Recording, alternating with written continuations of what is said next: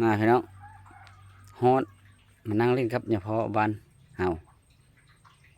มาพี่น้องเอ้ยว่าสิลงคลิปมีแต่ในบรรยุเนาะอยากลงคลิปให้พี่น้องมาเฮ็ดก่อกำแพงอารามพี่น้องเนาะอยากได้กำแพงนะครับครูบาวันนั่งอยู่ห่มลมกันเนี่ยจักมันไฟสิมาซอยกะเว้าแล้วพี่น้องนำในบ้านสีชมซื้นกะเว้าแล้ว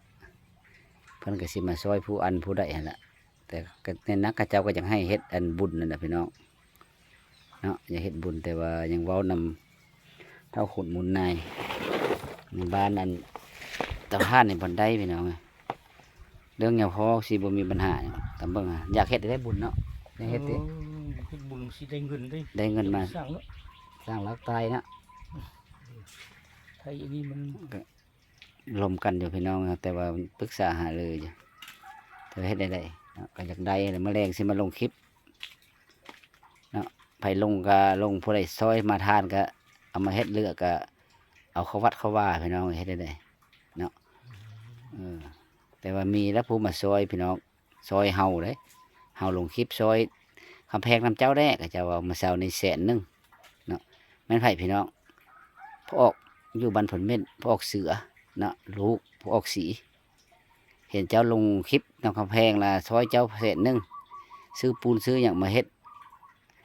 เราก็บอกเรามาแวะให้อยู่เฮือนเราเห็น